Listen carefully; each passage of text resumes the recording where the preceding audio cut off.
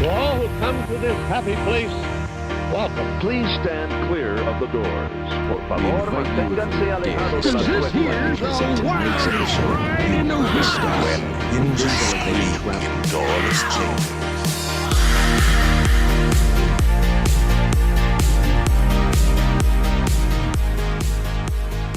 So today on Miles from Main Street, we're finishing our interview with Topper Helmers.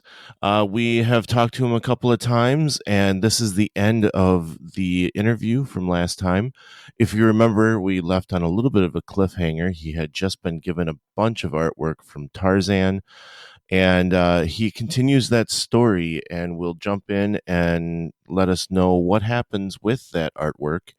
We also talk more about Disney California Adventure and the work he did to create that, but we'll talk about some of his adventures in Montana and also some of the work he was able to accomplish in Florida.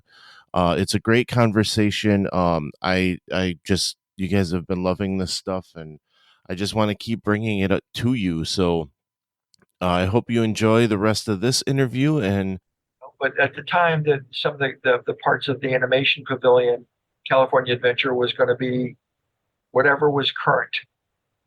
So if Tarzan was filmed, then they would have done a presentation, live off the storyboard, and then it would have been Tarzan, and then the next one would have been whatever was after that. So. And I'm not too familiar with the original California Adventure. Would that have been like to the left as you're first walking in down that street that's now like the Hollywood area? Okay, so when you first walk into Disneyland, if you made a fast, you go through a couple buildings and then you go to the left, and then the animation building was there. Tower of Terror was going to be built at the end. Okay. There was Muppets were supposed to go there, and when Princess Di was killed, the Superstar limo was back there. That was going to be in that same section. Okay. And before you got to animation, there was also a building on that corner, which was supposed to be a ABC soap opera kind of pavilion, highlighting all of, all the soap operas that had gone through Disney or, ABC for the year. So everything to the left there was all Hollywood oriented. And then right in front of you was the mountain, with the waterfalls and the raft ride and the bear on top. But right before that, to the very far right, was all of the Skunk Works kind of stuff. Soarin', a couple of other things like that. And then that came around to the backside of the Bear Mountain, where you actually got on the ride. But before that, there was a hotel. They were building a Disney's California Arts and Crafts Hotel, and that was to the far right. So you could actually stay in the park for the night and get into the park before anybody else could. So that was the first time they were going to do that. And then following around, if you had gone right down the main street, there was an Italian restaurant that was going to be the first time you could actually buy liquor in any of the park. You could have a glass of wine or beer. Oh, okay. So that was a big deal. And then everything to the left of that was going to be, that's where we talked about earlier, all the tractor. Yeah, the like farming area, right? Land. So that was all sponsored by Caterpillar, and they were going to be growing fruits and vegetables and stuff. And then Bugs Life went in right in front of that, and then behind that, keep going into the parking lot, going south would have been the San Francisco Wharf kind of feeling, where they were making tortillas, and Levi Strauss was going to have an attraction, and there was going to be that stuff. And then you kind of went around the big bay, and then there was going to be the roller coaster and all the rides, the iron rides, the amusement park stuff. When you were saying you were doing some drawings for that, some of those like mouse rides or whatever back there. I did a bunch of stuff back there. I did a bunch of the stuffs on the wharf. I was doing stuff on the mountain. Every time I'd finish a section, somebody would pull me in and ask me to do drawings for something over here. So there was a wild mouse ride that I did a lot of stuff on. There was a couple other drawings that I did for a fireboat, a dry, wet for dry kind of fireboat. So it was like a playground boat that you could go different levels on, but there was different levels that all of a sudden you had water cannons that you could shoot out at people, walking by. That'd be fun. So it's kind of like that. It's kind of like the camel in Adventureland in Disney World that'll spit at you without you knowing it. And then there was the one more pavilion that they had Whoopi Goldberg as the Cali goddess, and all of a sudden you started seeing this film about how the Chinese built the railroads and what they went through, and that was I got to storyboard all of that too. So I had my hand in a lot of the different elements of that for about two and a half years. So, I just had this thought. I know that at one time they had talked about like an Epcot West or Westcott, and was that what did any of that override or come into play as you guys were building California Adventure? No, I'm trying to. Oh God, I'm trying to. I remember getting the swag from some of that. I think that I want to say that was they were thinking about doing that down by Long Beach. Oh, okay. And, I thought it was. They had, closer to Disneyland. Yeah. Oh. Okay. And then they got their hands on the Queen Mary, and then they got their hands on the Spruce Goose. So that was down in Long Beach, but there was a whole section of land that they were trying to. They thought they could build an Epcot down. I want to say that's where it was supposed to go, and I forget why it didn't happen. There was issues with. I want to say it was issues with the state, but I could be completely off base on that. Okay. I just, as you were talking about like pavilions, like the animation area that you were mentioning, and some of the stuff that you were mentioning for California Adventure. And now today, even when you go, I feel like part of that park is run like an Epcot. So I was wondering if there was some, hey, we had this Westcott idea, maybe we can bring this into California Adventure. Well, originally they were very animate about California Adventure had to be separate from Disneyland. They didn't want any of the animation characters over there. Okay. It wasn't going to be another Disneyland. Mm-hmm. And Disneyland was they always considered it was a full day park. And it turns out California Adventure was looking like it was going to be a half day park, meaning that you could go through the whole thing in a half day as opposed to spending the whole day like you would at Disneyland. Right. And so that all of a sudden things started changing really fast in California Adventure. All of a sudden stuff that was happening in Disneyland was all of a sudden being pulled into California Adventure. So all of a sudden now you were seeing characters walking around, and all of a sudden new movies, instead of putting them in Disneyland, new characters and stuff. So like Cars, the Cars Land, all of a sudden you start getting a lot of that kind of synergy over there. Okay. Does that make sense? Yeah, absolutely. And all of a sudden now it's a full day, it's a full day park. But in the beginning, it was turning out not to be at all. Yeah.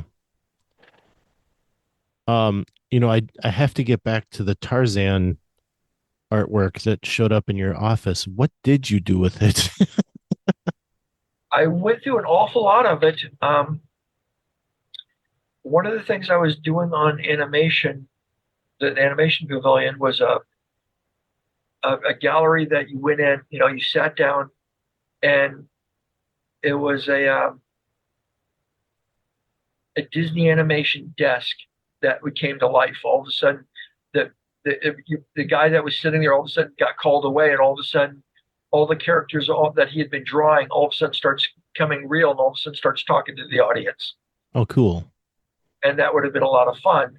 And at the time, a funny story. I get a call one day going, "Do you want a desk?" And I go, "What do you mean? Do I want a desk?"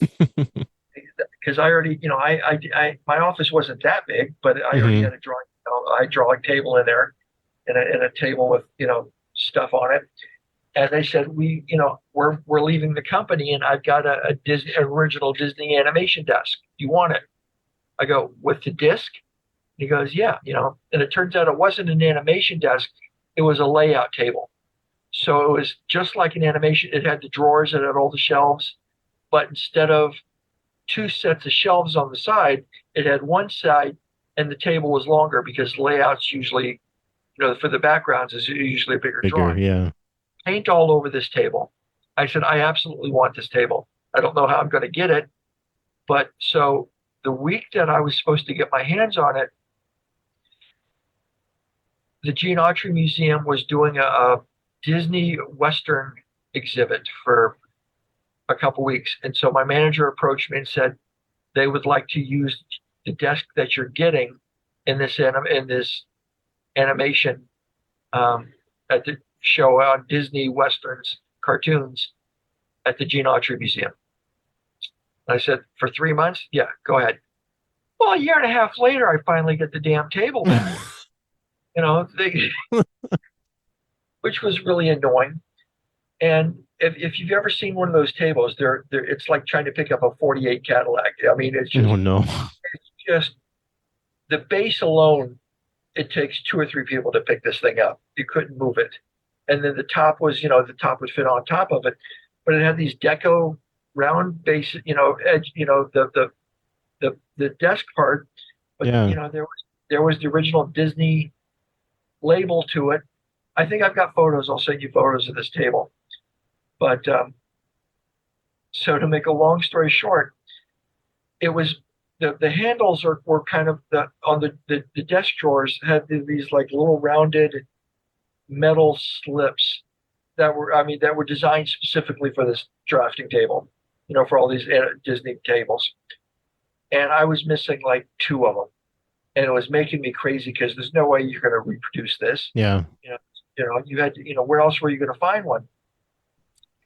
And it turns out that a guy, another animator or another Imagineer, 2 offices down, had a table, the base, but he didn't have the animation top. And he didn't have all of his handles either. So the day that they let him go, I swear to God, he wasn't out of that room 10 minutes. I was in there with a screwdriver, pulling off the handles so that I could have a full set. So, I mean, I have no idea whatever happened to the table that he had, but when my contract wasn't renewed, I was talking to somebody and they said, well, what are you going to miss most about being here? And I go, what I'm going to miss most is that animation desk. I mean, I spent a lot of time putting that thing back together, and they sold it to me. So, oh, nice. And do you still have it? No, I don't. It ended up being traded for a Frazetta original that I wanted. Nice. So it sat on that back wall for, I don't know, the first 4 years I was here. Okay. And so it's in New Jersey with a Disney collector right now. Okay. So. And I'm sure it's being well loved. It's because the layout tables were fewer and far between than the traditional desks. Okay. Desks are just absolutely stunning. I mean, every once in a while you'll see one show up for sale, but mine still had my Disney ID number on it. I mean, it had the wires. I had 2 different discs so that, you could pick one up and you could change the light bulbs, the bulbs inside. So, it was a beautiful table. I love that table. Did you leave the paint all over it? I did leave the paint all over it. Okay. So whoever the Imagineer was before me, or as far as I know, it could have been, original Disney artist, Yeah. It was, what did they care? It wasn't theirs, so they could just slop paint all over everything. So. Well, yeah, I'd love to see those pictures. That sounds like quite a piece. Dig those out. Yeah. I mean, I've got stories about going to Montana. I've got stories of Florida. I mean, um, Oh, okay. So what were you doing in Montana? so one of the things that Disney was real, or Imagineering was really big on was at the time there really wasn't any place in the world that teaches theme park 101. It's Sure. you just kind of have to get in there and figure it out. But WDI, before it was WDI, was WED. Mm-hmm. Some of those guys were still around, and one of those guys was an illustrator named Tom Gillian, who big name WDI artist. You go into the galleries, you could see his paintings. I Mm-hmm. mean, big name illustrator. And they thought, oh, let's bring Tom down to Southern California. He lived in Montana, just south of Great Falls, between Great Falls and Helena. He had 700 acres right on the Missouri River. I mean, beautiful property. And so let's bring him down, and we'll have, whoever wants, the artist wants to sign up and take a class with him on painting, can. And so about 10 of us signed up for his class. The problem was there were guys that would, have a meeting and have to go to the meeting and then show up at, at 2 in the afternoon, and we're shutting down at 5. We had been there since 8, so I cleared my schedule to be there for the whole time to pick this guy's brain. And there were guys that just were kind of floating in and out. And I think it was just as frustrating for Tom because, you couldn't go through a lesson Mm-hmm. and show you how to do something, when half the people weren't coming in till later. So a handful of us went to management, and we were talking to Marty Sklar one day about how we can, what would it take for us to go paint up at Tom Gillian's up in Montana? Mm-hmm. And Marty said, well, just ask. Like, okay, can we go to paint at Tom? And he goes, sure, just let's set it up. So next thing you know, 6 of us got on a plane, flew to Salt Lake to Great Falls. Tom picked us up at Great Falls, and we were going to go out plein air painting and all over North Montana. Wow. That was in theory. Tom said, bring your paints, bring whatever it is you want, bring bug spray because bugs are kind of big up there. And, we'll go get cowboy hats for everybody, and we'll go out and we'll paint out plein air painting all over. He was bringing 2 or 3 other local artists around, and everybody was going to go out and just paint. Well, as the plane was landing, we could see the storm coming in off the buttes to the west.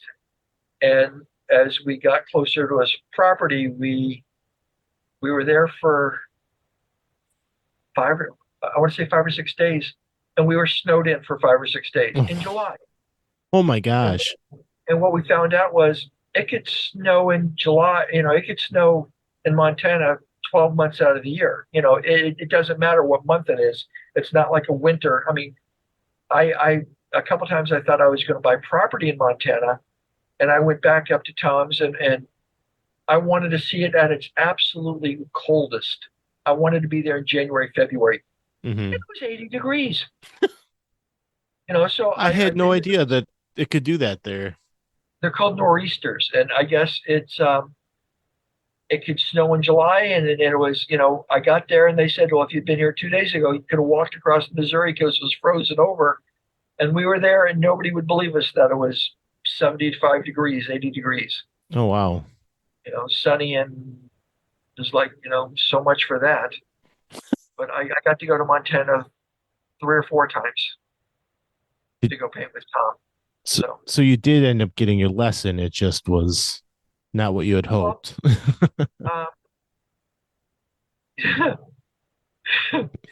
I mean, there's a lot of stories I could tell you about that Montana trip. So we're stuck in his house.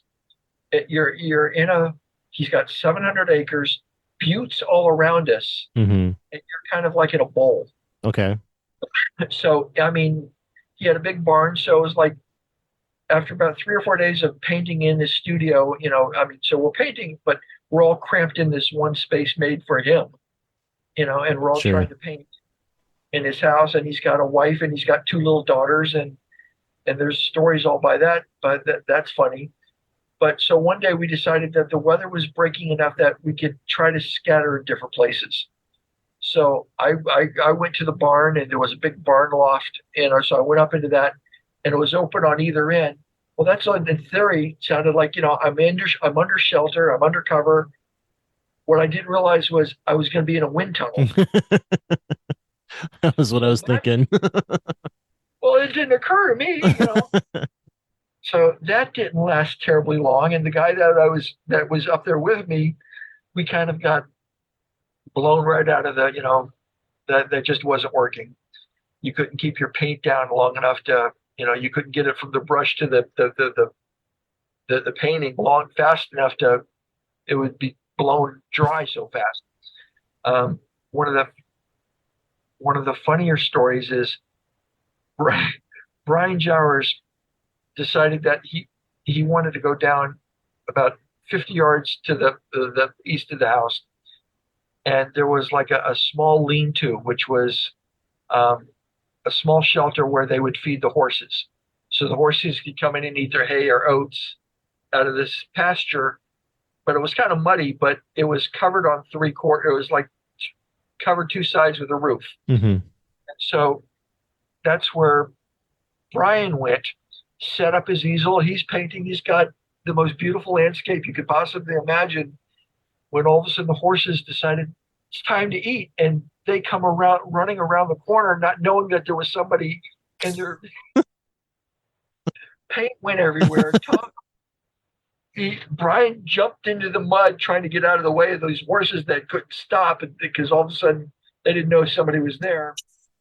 So now Brian's got his jacket covered with mud and paint, and the closest thing that he could see to getting out of the way was Tom's brand new pickup truck. Oh no. So what does he do? He crawls into the front seat and just like, oh my God. Mud and paint on everything. Oh no. Oh, it was there were some funny stories that happened, but it was just, no matter what you did, I mean, and then on the very last day, we were able to actually get out and go paint, do what we were up there for. So, there were other stories that happened that way too. So, it was a lot of fun, but I went back to do a one-on-one with Tom, a good friend of mine, Jenna Goodman, which I'm hoping we can talk her into. She was one of the senior art directors on Animal Kingdom, went all around the world 3 or 4 times with Joe Rohde to different places. And she and I flew up to Montana for 4 or 5 days. And it was just us and Tom in his working studio right on the Missouri River. And that was a lot of fun. We got a lot of good lessons there. So very cool. Tom was an amazing teacher. And it's awesome to hear that you guys have always been learning and trying to continuously learn. Like, that's something that you hear in some of the greats, that they're always still trying to learn from anybody. Well, all right. So Tom was Tom.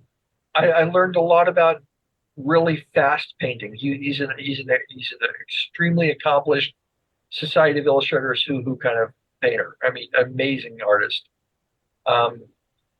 They brought in Marcella Vignali wanted to do a figure drawing class. So twice a week they brought in different teachers, and one of our teachers was Steve Houston, if you know who he is. Correct. Look him up.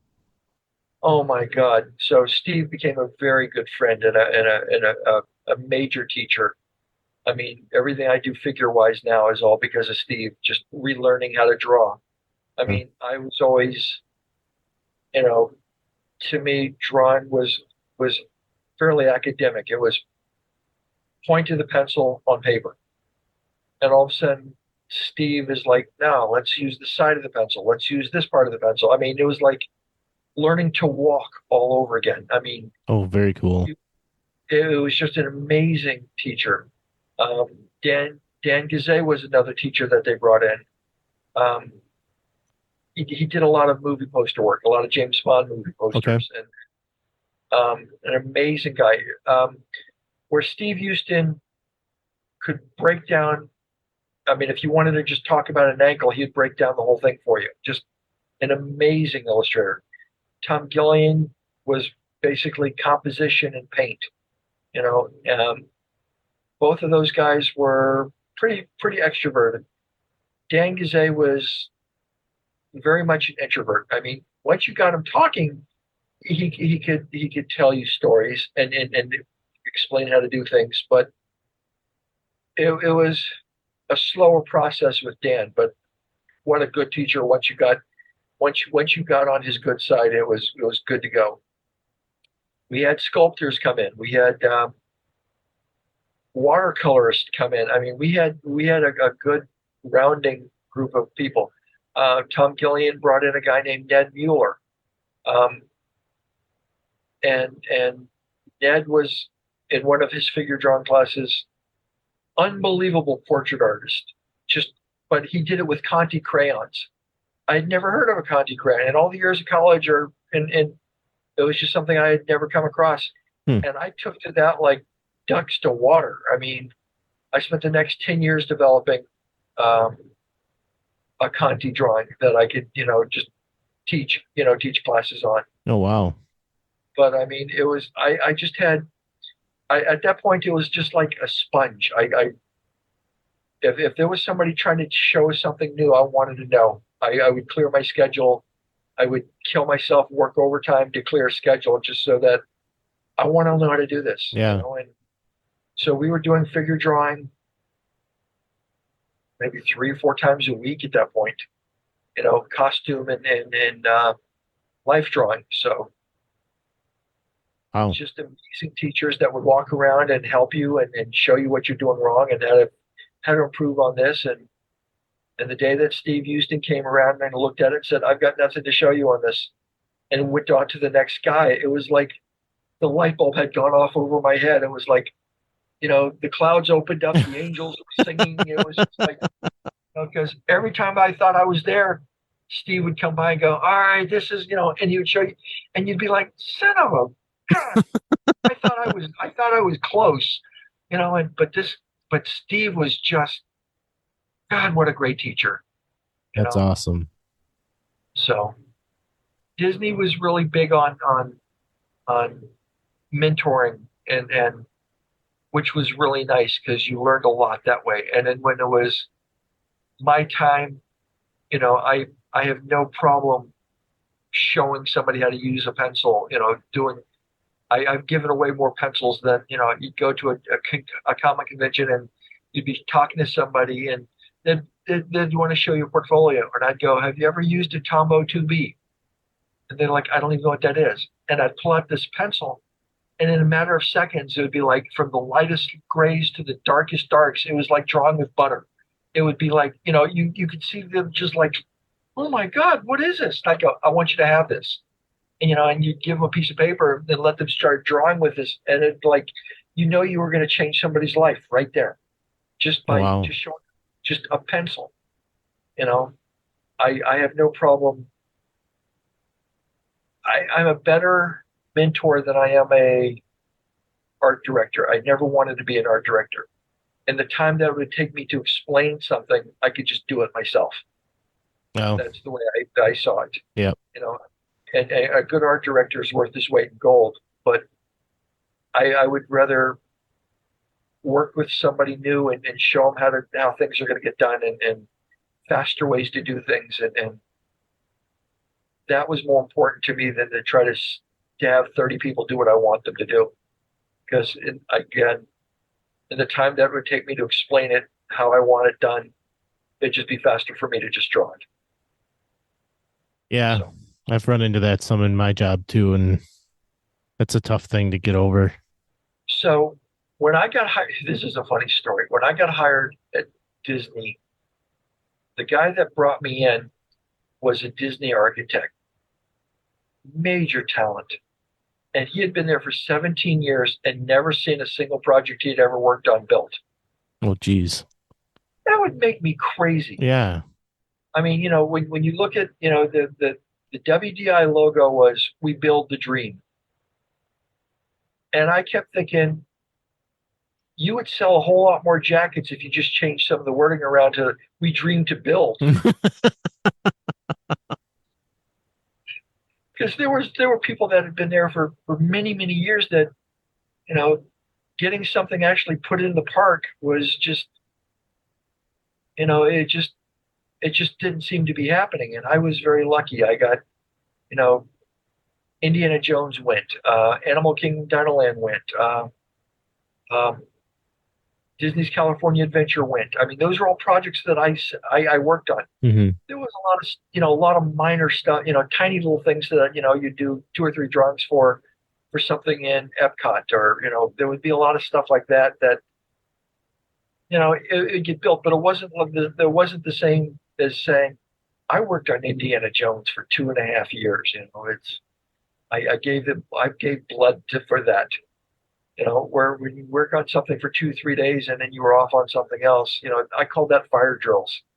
It was just, you were on it, and or it was almost like being a relief pitcher. You'd come in for one batter, and then they'd pull you for, the guy who's going to close the game. Right. I was doing a lot of that real fast. Oddly enough, the very first thing I ever had before Indy actually opened, the very first thing that I ever had in the park, let me think of the name of the attraction. And it was from the World's Fair, but it was this particular building was in Florida, where you get in, you sit in the Carousel of Progress.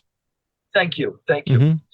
Well, there was one where the kid is sitting there on the bed reading a comic book, and it was, supposed to be in the 1940s, so they wanted me to come in and design this whole golden age comic book, and I'm like, nobody's ever going to see this thing.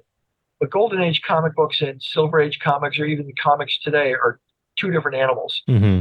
So I went to my local comic book store and I said, "Do you have any coverless golden age comics?" He goes, "Yeah, here's a whole box. Take whatever you want." So I found a classic illustrated from before, an original that was coverless. It was pretty dog-eared, which is perfect for what I wanted. Yeah. And I decided I did the cover for it, and we slapped it on the book, and so that's what they actually put in the ride. So this kid is actually reading a 1940s golden age comic with my cover on it.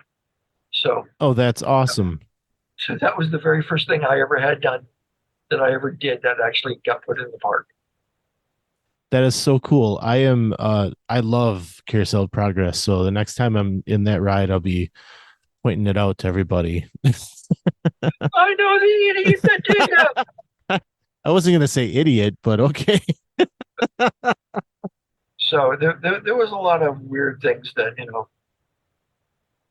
probably for every one thing that I worked on, there was 10 things that I did that nobody will ever see or know, or, if I didn't write it down on my resume, I've already forgotten most of it. Yeah. That's how fast you were in and out of stuff.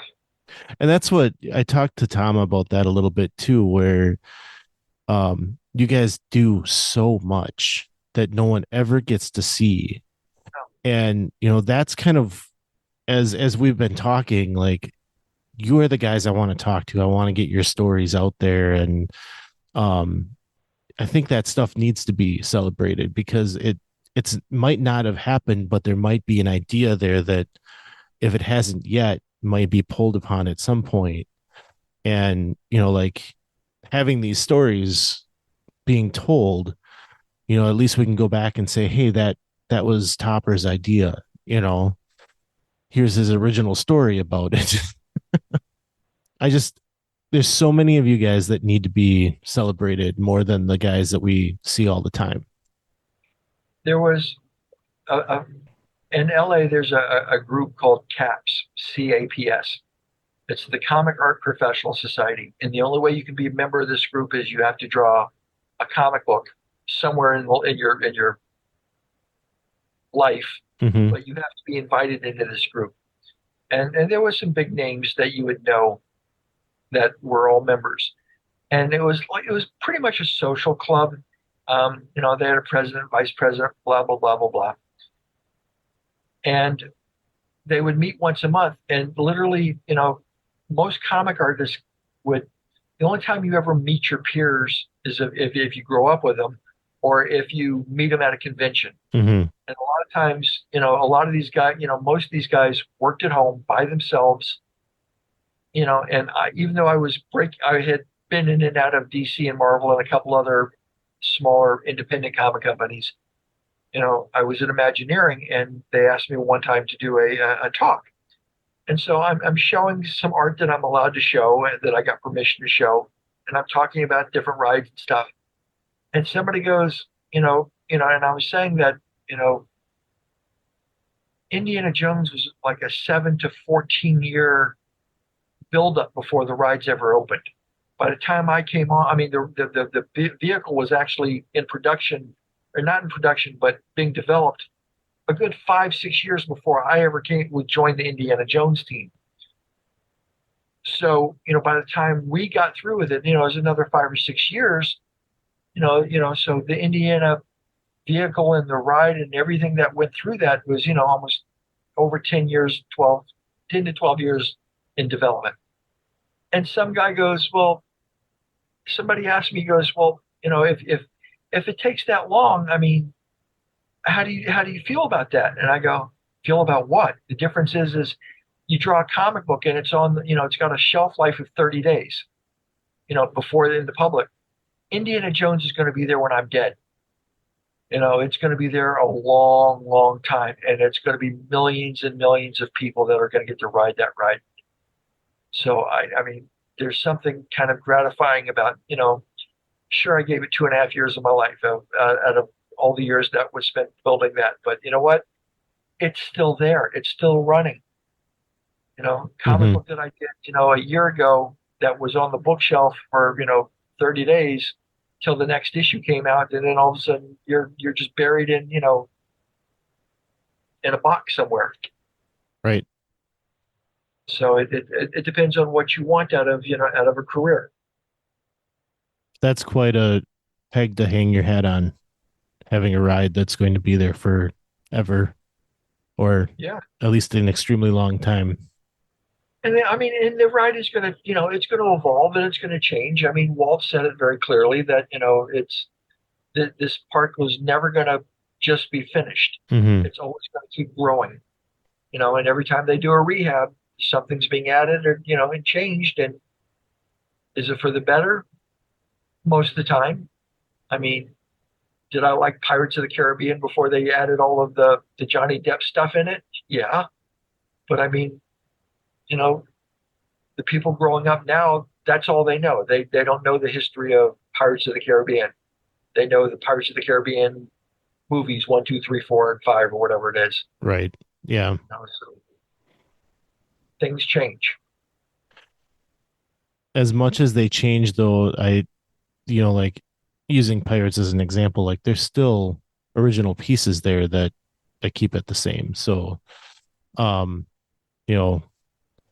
as much as people get upset about different IPs coming into projects, it's kind of nice to see, like, your Indiana Jones, like it hasn't changed since you finished it. Like, it's, other than updating maybe some of the effects, it's pretty much the same as it's always been. What I love about Pirates, though, is Pirates in all 4 of the major parks are different. Yeah. It's a single ride in Disneyland. In Florida, there's a 2-boat queue system, and there's little tweaks that are different. In Euro Disney, I think there's a pirate that swings over you in the audience. You're in the boat, and all of a sudden there's a pirate that, overhang just flies right over you. Okay. Wow. Have you seen the YouTube video of, I mean, I haven't been to Tokyo, so have you seen that video of the Pirates ride? I haven't. I haven't dove too much into the international parks, but I have heard that Pirates ride is pretty awesome. I mean, when you go when you're in the boat and all of a sudden you're underwater and the sharks are swimming over you and you're underneath the boats and all of a sudden watch that. Just type in YouTube Pirates of the Caribbean Tokyo Seas. I'll have to do Oh that. my God, it's to a whole different level. Yeah, I mean, and it's just amazing. That's something I really want to see. me too. Someday I'll get out there. Yeah, yeah. Yeah. Well, Topper, I do have some other questions that I think we should get to on a future episode. But for now, I think I'm going to say thank you once again. It's been wonderful having you on the show. It's been a pleasure. Thank you. It's always an honor for me, and I can't wait until the next time we talk. So thank you again. So there you have it. We had another great conversation. Topper's been so gracious with his time, and I really appreciate him sharing his stories with us.